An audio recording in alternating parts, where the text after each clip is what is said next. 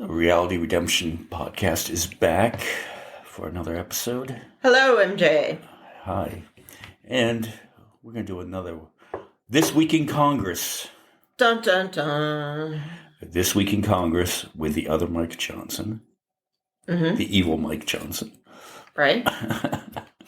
Dude, so they were having this hearing about Hunter Biden, right?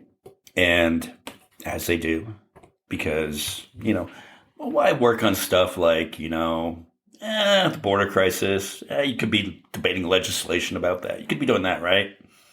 Excuse me, they're trying to impeach Hunter Biden. Yeah. I realize, and you realize, that Hunter Biden's not the president, but do they know that? Do they know that he's not an impeachable thing? Yeah. I don't know with them. They're like, we need to impeach Hunter Biden. Well, he doesn't hold office. I don't care. We need to impeach him. This is the Congress we live with now. Yeah, and we're not going to do stuff like, maybe we can work on legislation to bring, maybe, grocery prices down. They don't want to do that. I mean, this upcoming election this year is all about people's pocketbooks, right? That's what they say. But are we going to do legislation? That is the rhetoric. Their agenda, the Republicans' agenda, and some Democrats, we're not going to lie here, is to lower taxes for billionaires. That is all they give a fuck about. I've been thinking about this so much lately, and you know the phrase, people sell their soul to the devil? It's like the corporations are the devil. The corporations, meaning insurance companies, all of it. Everyone who dumps money and buys politicians, they've sold their souls. These corporations now own these politicians. They have literally sold their souls to the devil. I believe that both sides. I believe that that's why these idiots say such stupid fucking things too, because all they're focused on is, I need to get lower taxes for my Satan master, right. Whatever corporation and it is. And come on, that is the only reason how Donald Trump could possibly still be the leading candidate. Right. There's no other reason. No other politician would survive the shit that guy does and says. Right. I mean, because here's an example of something that was said at the Hunter Biden thing that makes zero sense. And it's like, this bitch, clearly she is beholden to her corporate masters, the comment that Nancy Mace made. Hunter Biden has no balls. He literally showed up to your meeting that you didn't want him to be at. Isn't that the definition of having balls? Showing up where they didn't want you to come because they didn't want shit getting out. They wanted all this behind closed doors.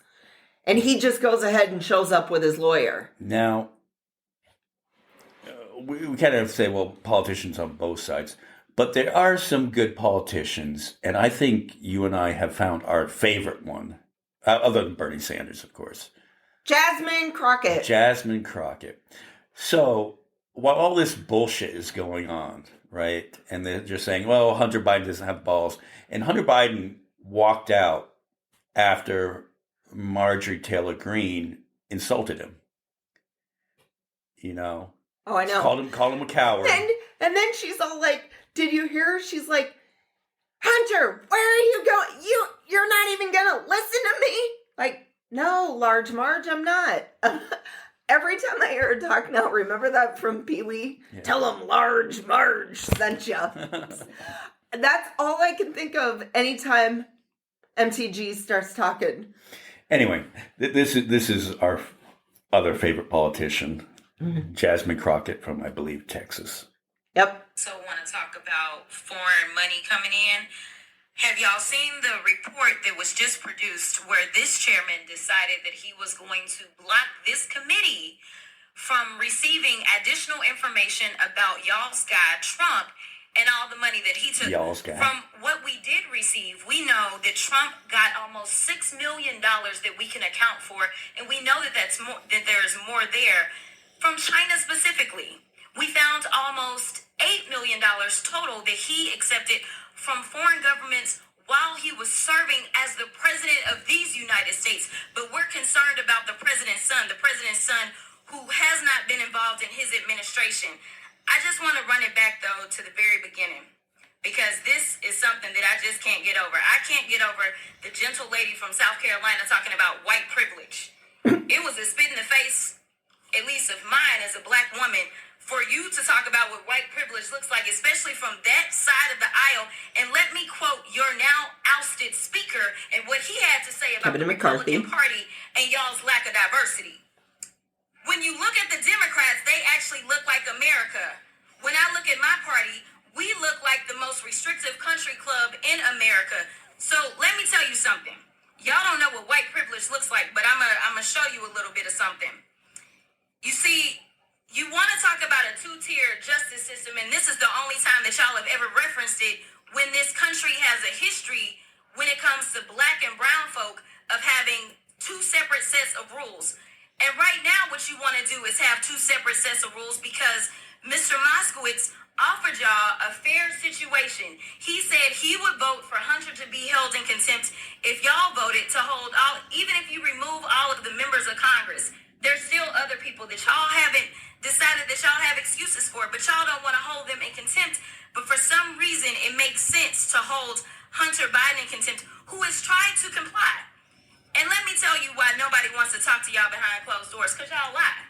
That's just the bottom line. You have done it thus far in this investigation. You have done it this far as it relates to this committee. In every single hearing, y'all spin. I don't know how y'all are still standing right now, because you should be quite dizzy from all the spinning that you're constantly doing when it comes to spinning the truth. You talk about free and fair elections, but you back a guy who we know tried to steal the election. And this isn't about what Democrats have to say. Let me remind you, for those of you that don't know how the justice system works, it's not a matter of the president went in and indicted Trump, but we are talking about grand juries. Grand juries are comprised of American citizens, and the people that have entered pleas of guilty that will be flipping on your leader in a minute, they are Republicans. I do want to point that out. And half of them were Republicans that were handpicked by Donald Trump himself. So, to be clear, whatever happens to your little leader, it's going to be because of the actions that he took. So you can talk all you want to about how January 6th was nonsense, but all of y'all were running at that time. Y'all were grabbing y'all's gas masks and y'all were running to your offices because you didn't know if they were coming to kill you. You should have cared that somebody was there to protect you, but instead you want to play games because you found out that it was your leader that decided that he wanted to propagate an insurrection on our country. So don't tell me that you care about the Constitution, because you don't. All you care about is Trump getting reelected, and I'll yield the last of my time to my leader. I just want to say on our cast right now, I will be voting for Jasmine Crockett for president in 2028. So please run. Could you imagine having that like kind of sass as president? It would be something that we need.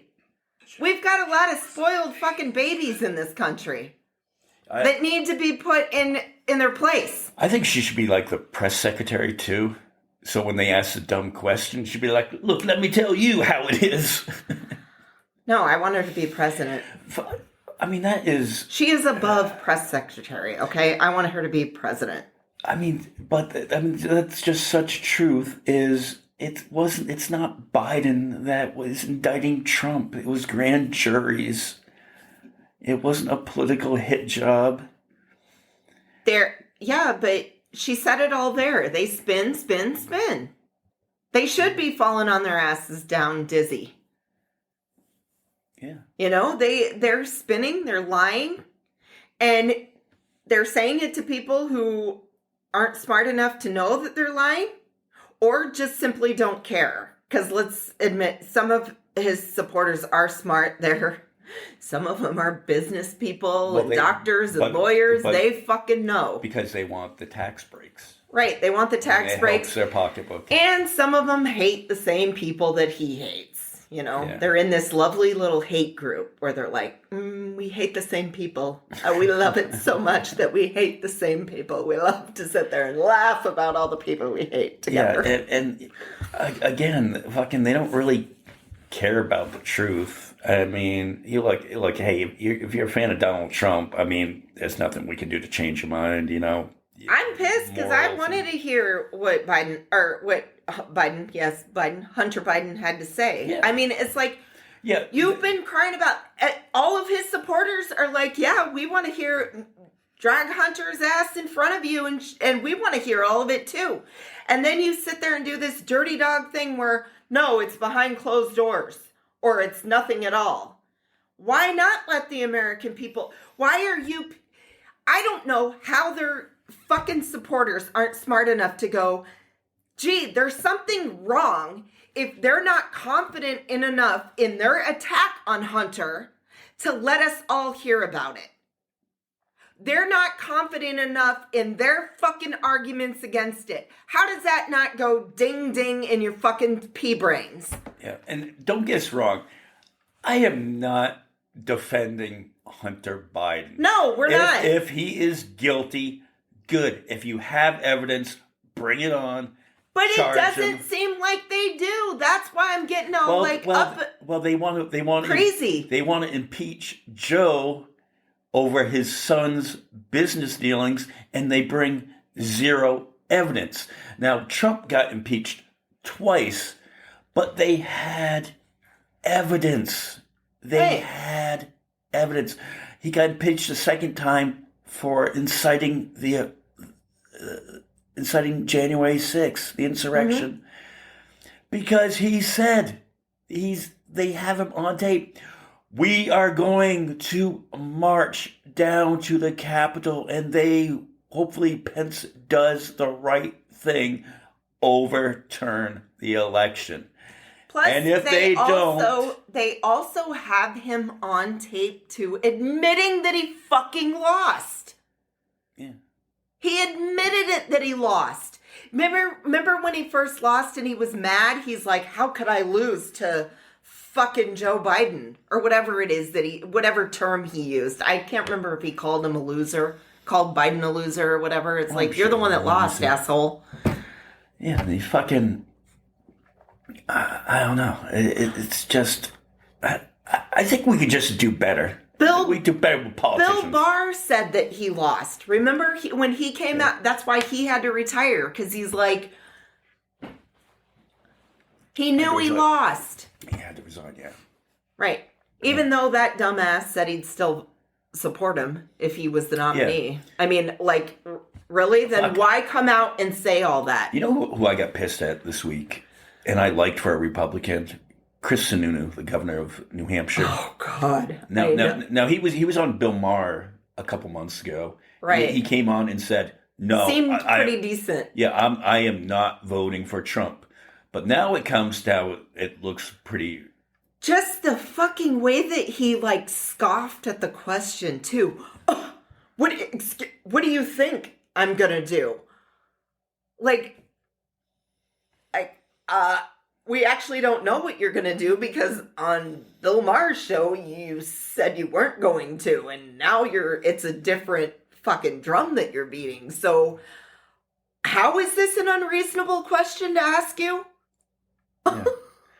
You're going to, even if convicted, what the fuck? Even if convicted, Chris Sununu is going to vote for Donald Trump. I know. Just the way, I didn't even like the fucking tone that he used when he answered the question. Though, was just he was like, snarky. You smarmy little fuck.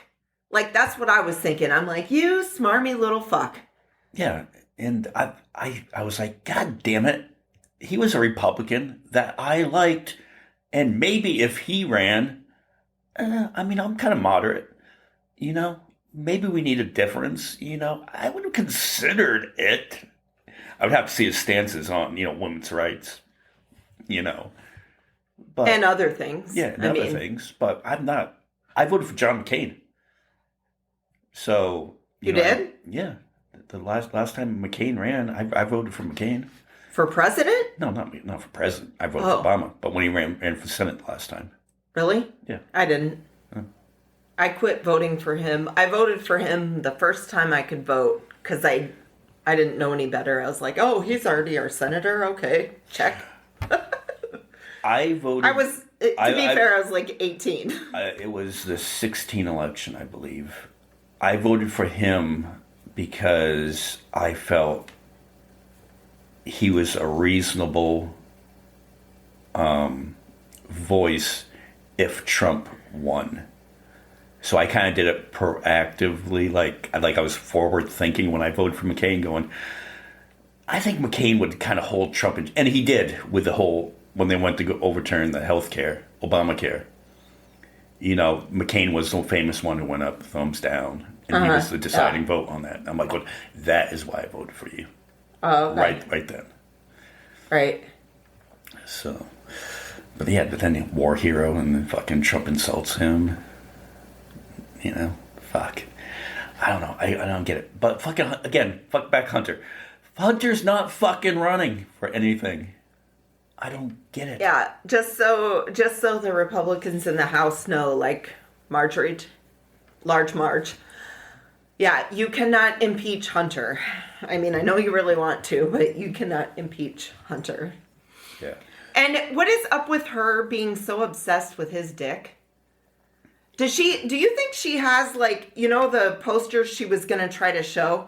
Do you think those are, like, in her home or, like, in her office hanging up? Well, like, she is really obsessed with his cock. Didn't she show it? She showed it before, but she had stuff to show again. I don't think that they let her show it. She showed it once, though. Right. She showed it. Like when it first came out. Okay.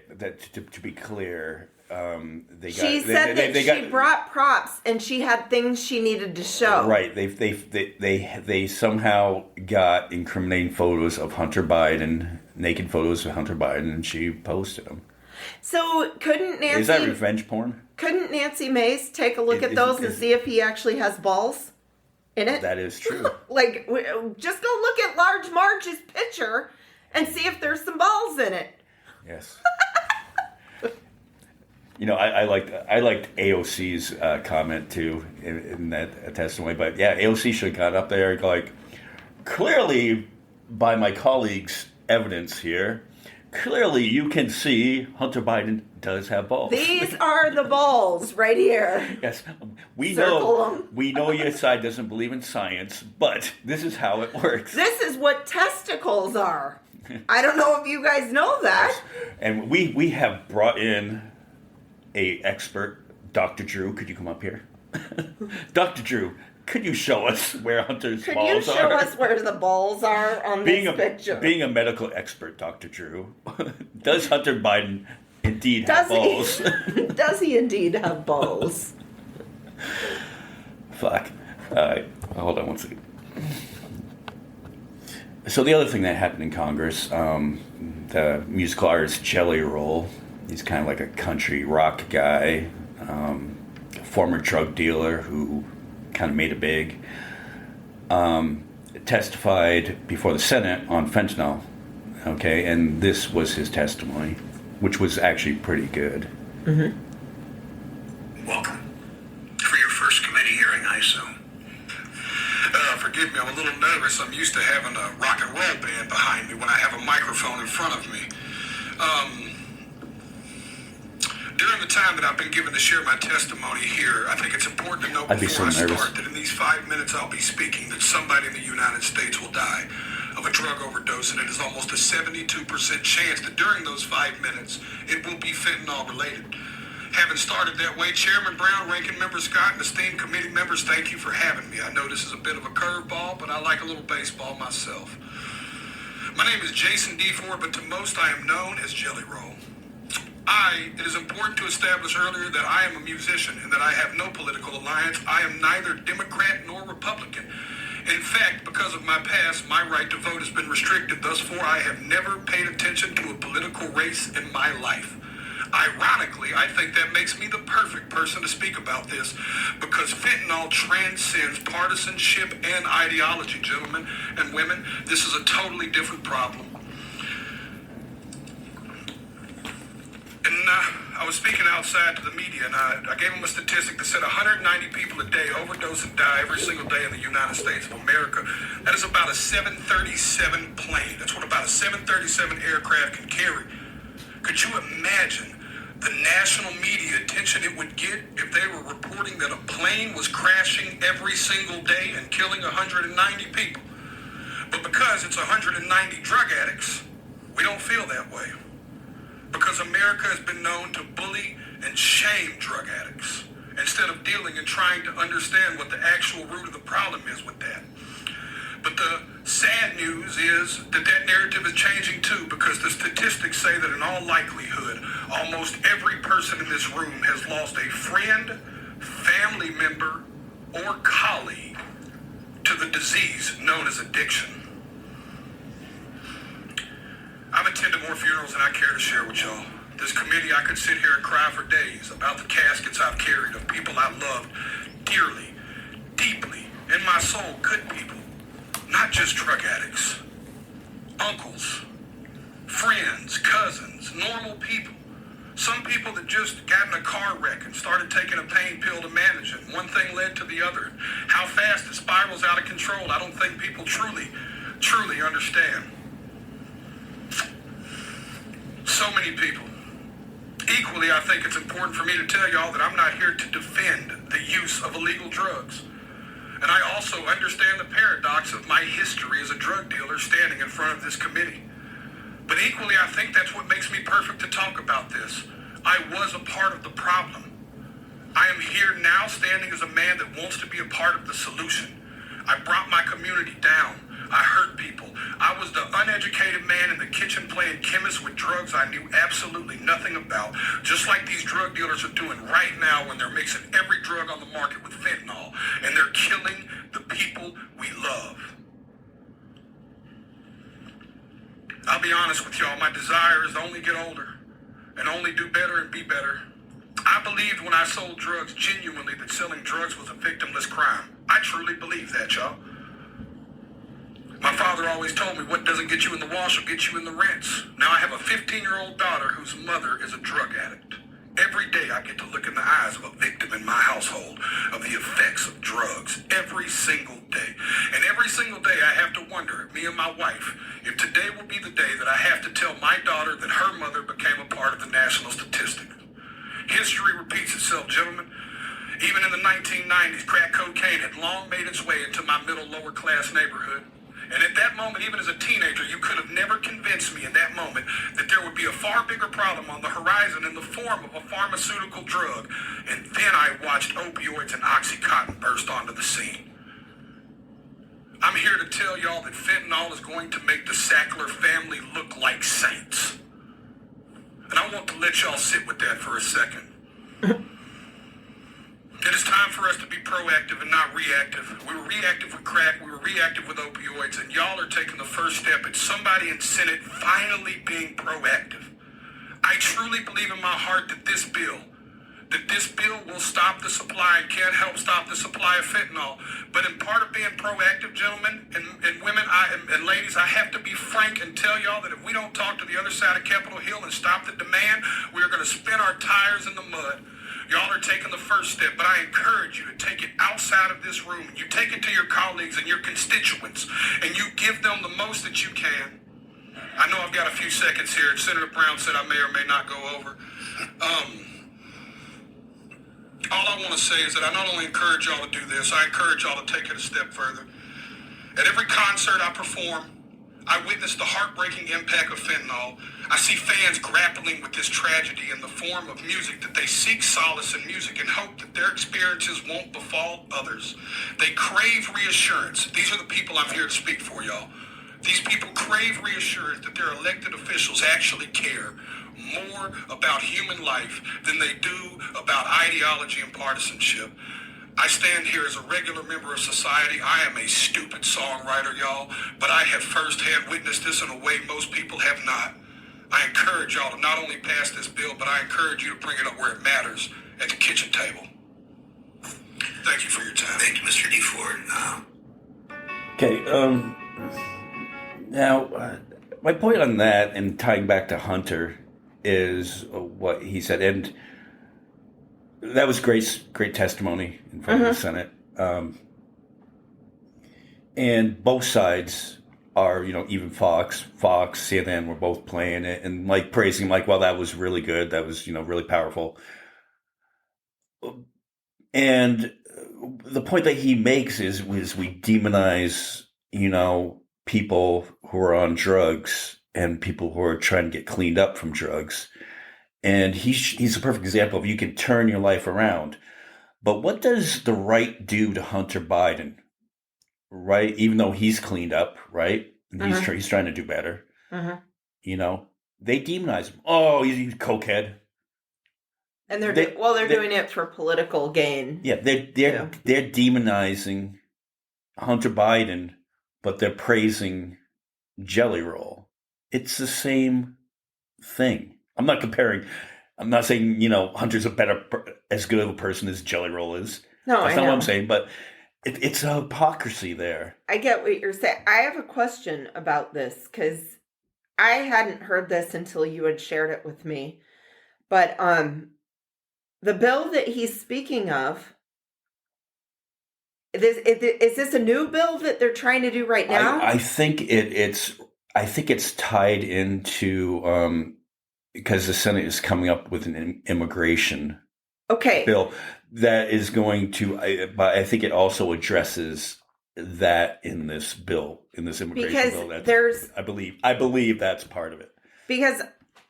Okay, I had heard recently, and I probably should research this more to see if they had already voted on the bill or said they were not going to vote on the bill or whatever transpired. But they were trying Senate is going to vote on this bill.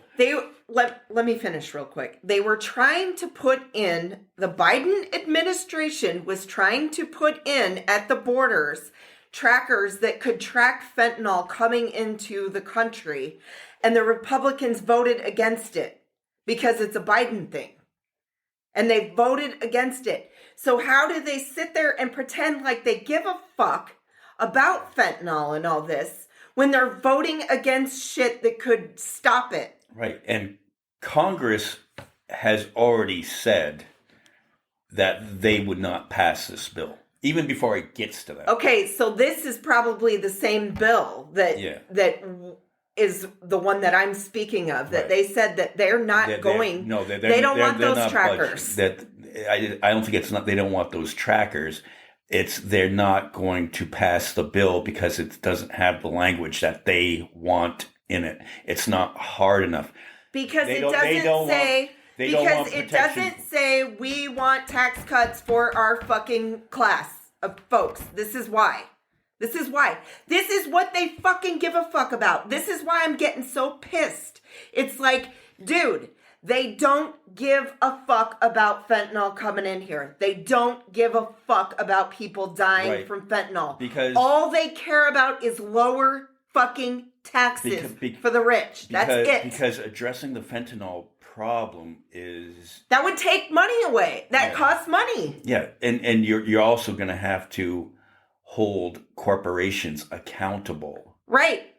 They don't want that. They don't want regulations. They don't want to pay taxes. And they don't want to, and by the Biden administration, from what I have read, is trying to combat the fentanyl issue by talking to China about it, where most of the products come from.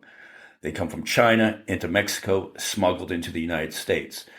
So the Biden administration is kind of going after China on this issue, but the right wants to focus in on close the border. Let's just shut the border down, and that will solve the problem. No, it will get fucking mailed. They'll put it in the mail. They'll do something. It will still come in. You're not addressing the problem. Because they're trying to make it look like they're still doing something so they can focus on getting the tax cuts. Right. That's what they're doing. Well, and what the thing is, and you can't speak to all Republicans because the Senate committee that Jelly Roll was speaking to was a bipartisan bill that's going before the Senate, and there was a Republican senator and a Democratic senator who wrote this bill. Mm-hmm. Okay, so it was bipartisan in the Senate. So we're not saying all Republicans, but most Republicans, what they want to do is, it's not about fentanyl, it's about let's stop immigration from certain countries, from certain people from coming here. It's about stopping certain people from getting into the country. I understand what you're saying about the bipartisan thing too, the committees, but aren't all committees bipartisan? Don't they have members of both the Democratic and Republican parties? I should say the legislation. They can pretend. They can sit there and fucking pretend all they want that it's bipartisan. It's just, I hear shit like this and I'm like, I'm pissed because y'all are lying yet again. All you want is your fucking tax cuts. So you can sit up there and do your lip service in your bipartisan committees, but how are you going to fucking vote? How are you going to vote on this? Well, yeah, I mean, when it comes down to it, just like the Trump thing, if you're a Republican, you're just going to vote for Trump. We're not going to get things done because they go in there and they do their bullshit. The only thing they're going to vote for is fucking tax cuts. That's the only thing they're going to vote for. Yeah. Keep that donors. It's just maddening. Yeah. And I guess we'll end it on this. Yeah, because Snow's getting too irritated. Yeah, Snow's getting worked up. Blood pressure's going up. And then she would need pharmaceuticals, which would probably have fentanyl, be laced with fentanyl. No, Snow doesn't do pharmaceuticals. Then you can't poop. It's like then it just creates worse problems for yourself. So this week in Taylor Swift news, because I guess we've become the Taylor Swift podcast. Taylor Swift news. Did you realize that the Pentagon is weaponizing Taylor Swift against the right? Say it isn't so. John Waters says it's true. Jesse Waters? Jesse Waters. Yeah, I'm like, Jesse John Waters. I'm not John Waters. Jesse Waters. Yeah. Yeah, fucking, he believes at the Pentagon. The second-rate Tucker Carlson. Yeah, not that I like Tucker Carlson, but... Yeah, like Tucker Carlson's... Tucker Carlson, if I can't speak. Tucker Carlson's little brother, who's less personality. He's like the middle child, the one that... never got attention. Yeah. And was getting attention. And how do you get attention? You go after Taylor Swift, and you say that the Pentagon is using psychological warfare against the Republicans because Taylor Swift is encouraging younger people to register to vote. Is this douchebag trying to compete with Alex Jones? That sounds like some Alex Jones conspiracy shit to me. Doesn't it? Yeah, like the fucking water's making frogs gay. Yeah.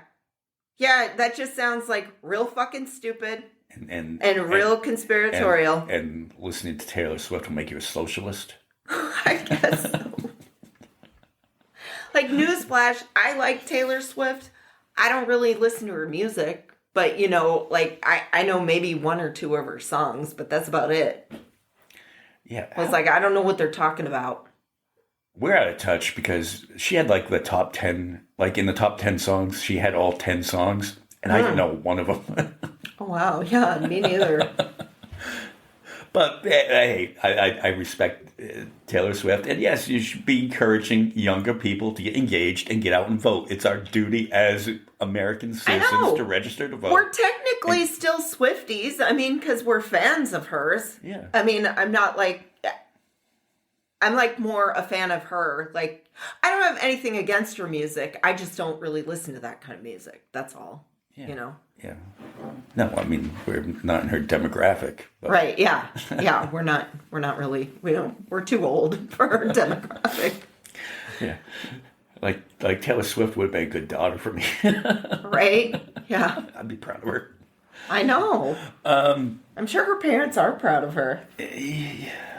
But yeah, so she encourages younger voters, and she has not come out and endorsed Biden or anything like that. Now, if I were to happen to guess who she would vote for, I would assume she would vote for Biden. All she's doing is encouraging people to vote. She's not telling them which way to vote. Yeah. She's encouraging them to vote. But now, in the time in which we live, Republicans are against certain people voting. They want less people voting, you know? Yeah.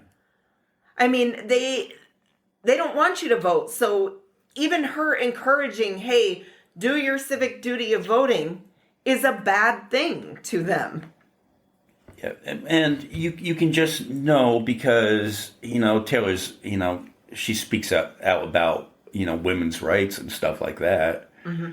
So you sort of know which way she's going to go, especially, we've talked about enough on the podcast, you know who's going after women's rights. You kind of know which side is that. And so if Taylor Swift speaks out about women's rights, doesn't endorse a candidate, encourages you to get out and vote, you sort of know which direction she's saying, go. You probably should vote this way. Yeah, but still, she's just encouraging people to vote, which is a good thing that she does that, in my book. But, Republicans are against a lot of civic duties. It's your civic duty to pay taxes. They don't want they don't want you doing that either. They don't want them doing that, I should say. Them in the upper class. They don't mind if the rest of us pay the taxes. They just don't want to do it. Yeah, I think my taxes have gone up. Probably. With that Trump tax cut. My taxes, for the first year or two, they were lower, but then it kind of went back up again. Right. Because it was built into the language of the middle class would get taxed more, not the upper middle, not the upper. The upper echelon is not going to. Yeah. But that's the name of the game. And that really boils back down to the immigration thing is the reason why Congress could write an immigration bill, and we've said this before, but nobody wants to do it because the Republicans know which way minorities vote. Right? Mm-hmm. They mostly vote Democrat, for the most part. And so they want less minorities, right? To keep their base and then the voter base down, education and whatnot. And the Democrats also don't really want to write an immigration bill because they know the more people that come in, the more minorities that come in, which is going to become the majority probably in the next 20 years. The minorities will be the majority. Mm-hmm. And the Republicans are afraid of that. But I don't think the Democrats want to do anything about immigration either because then you're you're not growing your voter base either. Well, no, they tried to come up with a they're trying to come up bill. with one. Yeah, and the Republicans aren't having it. They're not going to go for it because they're going to do whatever is against Biden. That is their goal. Yeah. They've already said it. They've said it numerous times. Yeah.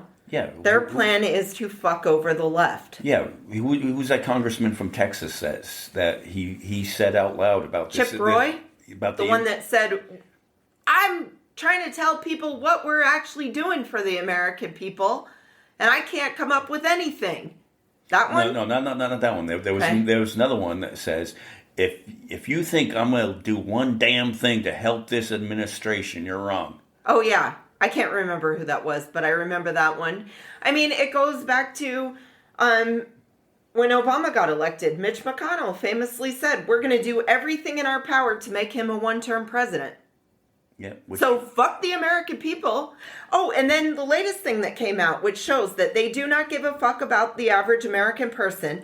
Donald Trump specifically saying that he hopes the economy fails so that he can beat Joe Biden. So he doesn't care if you lose the fuck out of your 401k. Doesn't give a fuck as long as he can win. That's what he's fucking telling you. Yeah, and the only reason he wants to win is to keep his ass out of trouble. Keep his ass out of jail. Because he can, if he does get convicted, he can pardon himself. Yeah. He does not give a fuck about you. I know you're still going to go buy all of his hats and flags, though, and all of his gear. Yeah. So you can look cool to your other hateful friends. Sorry, that is that part of the Republican Party. Right. We should clarify. We are just speaking of MAGA. There are good Republicans out there. Yeah, I just wish one of them would run. The Adam Kinzinger types, I actually like Adam Kinzinger. I loved him when he was on Bill Maher. I thought he was better than most of the other guests on there. Yeah. I mean, I was like, damn, turns out I like the Republican the best on this episode. How the fuck did that happen? Who's the other guy? Fucking, I think his name was Mike. I forget. He used to be on Mars podcast. Michael Steele? No, not Michael Steele. But he's another Republican he was a good one. He was strategist for the second Bush, but he was very outspoken about Trump. Bald guy, Mike something. I thought it sounds a lot like Michael Steele. Yeah, no, it's not Michael Steele. Okay, but he is an outspoken anti-Trump Republican. Yeah, I mean, just you would think we could just get better politicians overall, but they sell their soul to the corporate devils. Yeah. That's what it boils down to. And all they go in to do work for is for the corporations to get them out of paying their fair share. And mark my words, okay? Write this down. If a year from now Trump is president, hope not, but if he is, maybe gas prices will come down. But I will bet grocery prices don't come down. I don't know. Egg prices have already came down. I mean, I don't know. Maybe it's because I only shop for one person myself. And I buy a lot of fruits and vegetables. Like, matter of fact, I'm trying to not eat any processed food anymore. And it's like fruits and veggies and... That's gotta be hard. No processed food? Yeah, but it makes me feel like shit. So it's like, I feel like if I eat real food, I feel better. No, but what I'm saying is going without any processed foods at all must be hard to find. Hard to do. Well, no, the grocery store sells like eggs and fruits and veggies. And then I get my meat. I don't like... Maybe I'm a meat snob now, but I don't like the mass-produced meat. I can taste the difference. Like, I think it tastes better, and I like supporting the local farm here. Right, yeah. Even though I guarantee I probably don't agree with them politically. I probably don't. I've never tried to have the conversation with them because I'm just a customer, but it's like you're kind of SOL when you live in rural Arizona, you know. And they treat their animals well. It's not a huge animal factory farm, you know. So, yeah. Yeah, it's healthier and stuff like that. And I think that, like, all the processed, all the food, all the chemicals, yeah, I think that contributes to all the health issues that we have also. Right. Yeah. You know? Yeah, because it's real food that's been broken down so many times that there's literally no nutrients left in it. Yeah. You know?